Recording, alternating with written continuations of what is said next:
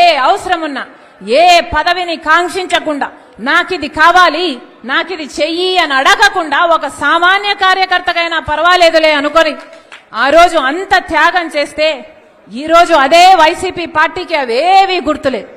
ఈ రోజు వైసీపీ పార్టీకి వాళ్ళ క్యాడర్కు వాళ్ళ సోషల్ మీడియాకి అసలు నేను ఒక మహిళనని వైసీపీ పార్టీ కోసం ఎన్ని త్యాగాలు చేశానని రాజశేఖర రెడ్డి బిడ్డనని గాని వాళ్ళకింత మేలు చేసిందానని గాని ఈరోజు ఒక్కటి కూడా గుర్తు పెట్టుకోలే. ఈరోజు మూకుమ్మడిగా నా మీద దాడులు చేస్తున్నారు. సిగ్గు ఎగ్గు లేకుండా ఉచ్చం నీచం లేకుండా వ్యక్తిగతంగా నన్ను టార్గెట్ చేస్తున్నారు. ఎన్ని రకాలుగా రోజుకొక స్టోరీ చెప్తారు, రోజుకొకరిని ముందుకు తీసుకొస్తాడు, రోజుకొక జోకర్ ముందుకు వస్తాడు, ఒక కొత్త మాట చెప్తాడు. నిన్నైతే ఒకడు ఏకంగా ప్రణబ్ ముఖర్జీ పేరునే తీసుకున్నాడు. ప్రణబ్ ముఖర్జీ ఆయనకు చెప్పాడట, నా భర్త అనిలు సోనియా గాంధీ దగ్గరికి వెళ్ళాడట, ఆయనకు పదవీకాంక్ష అప్పటి నుంచే ఉందట, పదవీకాంక్ష ఉంది కాబట్టి అక్కడ సోనియా గాంధీతో నా భర్త చెప్పాడట, షర్మిలమ్మను ముఖ్యమంత్రిని చేయండి, మేము కాంగ్రెస్ పార్టీని బలోపేతం చేస్తాము, జగన్ను జైల్లో పెట్టండి అని నా భర్త ఆయనకు చెప్పాడట. ఏమైనా అర్థం ఉందా అని అడుగుతున్నాం. ఇప్పుడు ప్రణబ్ ముఖర్జీ గారు లేరు చెప్పటానికి. అలాంటి పెద్ద మనిషి పేరును కూడా మీరు వదిలిపెట్టడం లేదు అంటే అసలు మీ కుట్రలకు మీ కుతంత్రాలకు ఏదైనా హదుపు ఏదైనా ఉందా? నా భర్తకు పదవీకాంక్ష ఉందా? మాకు పదవీకాంక్ష ఉంటే మా నాన్న అప్పుడు 5 సంవత్సరాలు ముఖ్యమంత్రి, మేము ఒక్క పదవైనా తీసుకోకపోయే వాళ్ళమా? మాకు పదవీకాంక్ష ఉంటే ఒక్క పదవైనా తీసుకున్నామా మేము? మా నాన్న ముఖ్యమంత్రిగా ఉన్నప్పుడు ఒక్క పదవి తీసుకోలేదు కదా. మరి మాకు పదవీకాంక్ష ఉంది అని నేను వైసీపీ కోసం అంత త్యాగాలు చేసి అంత నడుస్తే పోనీ అప్పుడైనా నేను ఏదైనా పదవి అడిగానా? పోనీ అప్పుడైనా నేను పదవులు అడుగుంటే నాకు పదవీకాంక్ష ఉంది అని మీరు అనొచ్చు. మేము పదవీకాంక్షలు ఉన్నోళ్ళమే అయితే అసలు మీకోసం మేము పాదయాత్ర చేయడం ఏంటి? నా కోసం నేను పాదయాత్ర చేసుకుంటే అర్థం ఉంది, కానీ మీకోసం నేను పాదయాత్ర చేసుకుంటే నాకెలా పదవులు వస్తాయి?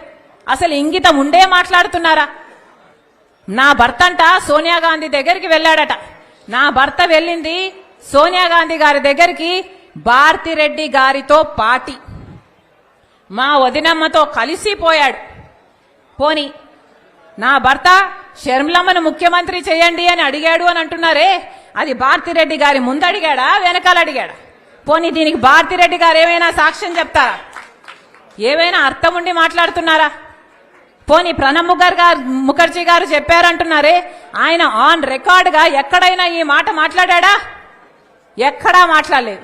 ఆయన ఇప్పుడు చనిపోయాడు, బదులు చెప్పడానికి లేడు కనుక ఆయన పేరు తీసుకుంటున్నారు. పోనీ ఆయన కొడుకు బతికే ఉన్నాడు, ఆయన కొడుకున్నాడు, పోనీ ఆయన కొడుకు చేత అయినా చెప్పించండి మీరు, మీకు దమ్ముంటే, మీది నిజమైతే.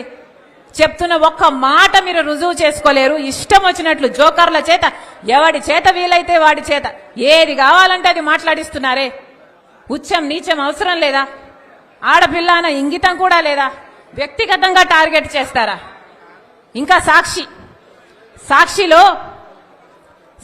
అట ఇప్పుడు తెలంగాణలో నాతో కలిసి పనిచేసిన వాళ్లకు ఫోన్లు చేసి షర్మిలమ్మకు వ్యతిరేకంగా మీరు మాట్లాడితే మేము మీకు కవరేజ్ ఇస్తామని ఫోన్లు చేస్తున్నారు, వాళ్ళకు కవరేజ్ ఇస్తున్నారు.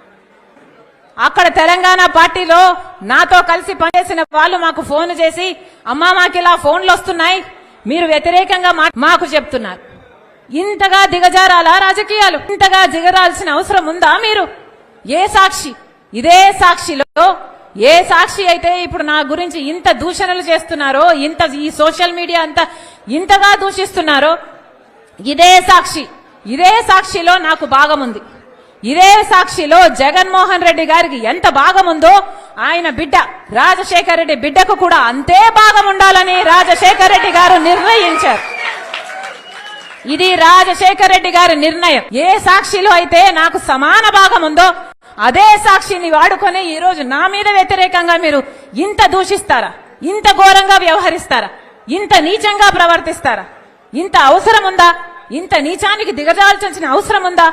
ఈరోజు వ్యక్తిగతంగా మాట్లాడాల్సిన అవసరం ఏముంది అని అడుగుతున్నా. నేను ఇష్యూల మీద మాట్లాడుతున్నా. మీరు స్పెషల్ స్టేటస్ కోసం ఎందుకు కొట్లాడలేదు అని నేను నిలదీస్తున్నా. మీరు పోలవరం కోసం ఎందుకు కొట్లాడలేదు, ఎందుకు తేలేదు అని నేను అడుగుతున్నా. బీజేపీతో మీకు దోస్తీ ఉంది, మీరు బానిసలుగా ఉన్నారు. మనకు రాజధాని ఏమైంది, మన బిడ్డలకు ఉద్యోగాలు ఏమైనాయి, కనీసం క్రాప్ ఇన్సూరెన్స్ కూడా ఎందుకు లేదు అని నేను ప్రశ్నిస్తుంటే ఒక్కసారైనా ఒక ఇష్యూ మీద మీరు సమాధానం చెప్పకుండా రోజుకొక జోకర్ చెప్పిస్తారు. అది మళ్ళీ సోషల్ మీడియాలో మొత్తం పబ్లిసిటీ ఇచ్చుకుంటారు. బుద్ధి, ఇంగితం, జ్ఞానం ఏదైనా ఉందా? ఇంత నీచానికి దిగజారాలా? విలువలు, విశ్వసనీయతలు అని పెద్ద పెద్ద మాటలు చెప్పారు కదా, మరి మీకు లేవా విలువలు, విశ్వసనీయతలు?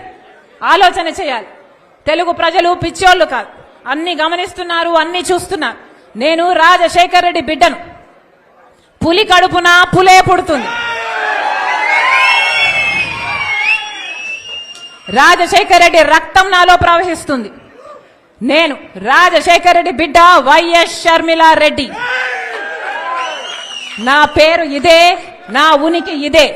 ఎవరు కాదన్నా, ఎవరు అవునన్నా, ఎవరు గీ పెట్టినా నేను వైఎస్ షర్మిలా రెడ్డి. ఆంధ్ర రాష్ట్ర ప్రజలకు మేలు చేయడానికే ఇక్కడికి వచ్చాం. నా గుండెలో నిజాయితీ ఉంది. ఆంధ్ర రాష్ట్ర ప్రజలకు వాళ్ళ హక్కులు కల్పించాలని రాజశేఖర్ రెడ్డి బిడ్డ ఈ రోజు తన పుట్టినింటిలో ఆంధ్ర రాష్ట్రంలో అడుగుపెట్టింది. నిలబడుతుంది, కొట్లాడుతుంది. ప్రత్యేక హోదా వచ్చేంత వరకు రాజశేఖర్ రెడ్డి బిడ్డ ఇక్కడ నుంచి కదలదు. పోలవరం వచ్చేంత వరకు రాజశేఖర్ రెడ్డి బిడ్డ ఇక్కడ నుంచి కదలదు. మన రాష్ట్రానికి, మన బిడ్డలకు ఉద్యోగాలు రావాలి, మన రాష్ట్రం అభివృద్ధి చెందాలి. అంతవరకు రాజశేఖర్ రెడ్డి బిడ్డ తన పుట్టింటి నుంచి కదలదు. మీ ఇష్టం వచ్చింది చేసుకోండి, ఎంత చేసుకుంటారో చేసుకోండి, ఏం పిక్కుంటారో పిక్కోండి. ఇక్కడ భయపడే వాళ్ళు ఎవ్వరూ లేరు. ఇక్కడ ఉన్నది రాజశేఖర్ రెడ్డి బిడ్డ. ఖబర్దార్.